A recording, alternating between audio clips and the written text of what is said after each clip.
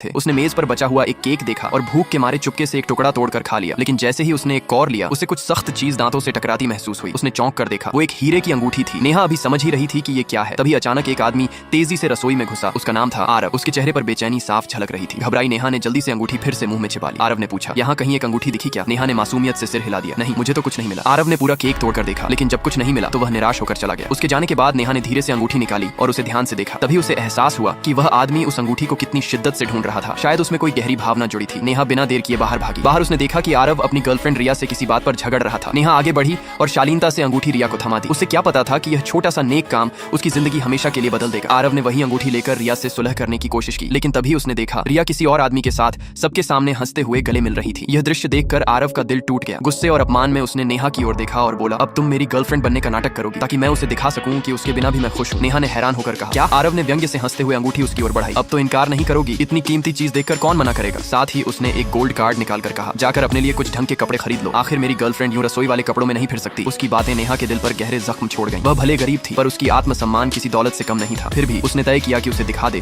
कि असली शालीनता क्या होती है। अगली शाम नेहा लाल रंग की सादी लेकिन बेहद खूबसूरत ड्रेस पहनकर वहां पहुंची। आरव उसे देखकर कुछ पल के लिए स्तब्ध रह गया। नेहा को देखकर उसके मन में एक अजीब सी प्रशंसा जागी। उसी रात पार्टी में नेहा ने उसे डांस फ्लोर पर खींच लिया। दोनों ने एक जोशीला डांस किया। रिया यह देखकर जल उठी, लेकिन इस बार आरव की नजर सिर्फ नेहा पर थी। डांस खत्म होने के बाद आरव ने उससे माफी मांगने की कोशिश की, लेकिन नेहा ने शांत स्वर में कहा, जो इंसान हर रिश्ते की कीमत पैसों से तोलता है वो किसी के भी काबिल नहीं होता। ये कहकर उसने अंगूठी वापस कर दी और चली गई। आरव उसे रोकना चाहता था, मगर तभी रिया आकर उससे लिपट गई। उसने फिर से वही अंगूठी छीनी और कहा, अब चलो हम फिर साथ हैं। नेहा ने यह सब देखा और उसकी आंखों में आंसू आ गए। वह बिना कुछ कहे वहां से चली गई। कुछ हफ्ते बाद जब नेहा वापस उसी रेस्तरां में वेट्रेस का काम करने लगी तो एक दिन आरव फिर वहां आया। नेहा ने उसे देखकर नजरें फेर लीं और बोली, मैं किसी और को भेज देती हूँ आपकी सेवा के लिए। पर आरव ने मुस्कुराते हुए कहा, नहीं, आज मैं चाहता हूँ कि तुम ही मेरा बनाया केक चखो। नेहा ने अनमने मन से एक छोटा टुकड़ा खाया और हैरान रह गई। उसके मुंह में फिर वही अंगूठी थी। वह भड़क उठी, ये मजाक है क्या? आरव ने धीरे से कहा, नहीं, ये मजाक नहीं है, ये माफी है। वह बोला, तुमसे मिलकर मुझे समझ आया कि असली प्यार सोने, हीरे या कार्ड से नहीं बल्कि इज्जत और भरोसे से बनता है। मैं बहुत